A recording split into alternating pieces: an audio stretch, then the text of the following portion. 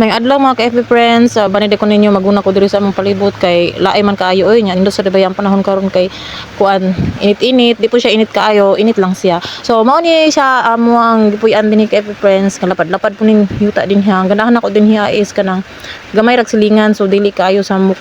Di mo jud ko ganahan pud kanang kuan daghang silingan nya dikit-dikit ang balay kay hasulan ko kay kanang samok ba nya saba.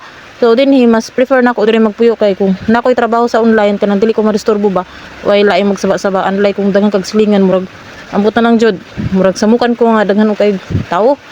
So mo ni murag na di ko diri sa amo ang palibot kay kani laging dili ta busy nya kuan kanang gilaay pro ko adlaw nya may laing muling pud dinhi nya kailangan jud nato maghawan-hawan sa atong palibot kay lisod magkainig lang ta to sa gawas daghan tag-as na kay masagbot lisod na kayo murag dili malinaw ng imuhang hunahuna nya gusto sad ko man dinhihaw ka ng mga gidagmay lang gud mga utanon or ang sa barong mga maayong itanom dinhaan na mabuhian ng yuta kay dili man gud na siya pud kayo kabuhian og kanang mga balanghoy or kamuti kay tungod pud sa kuan ba kanang kalidad sa iyang yuta. So ako na lang giplano is mag-try lang ko og tanom basin daya og mabuhi.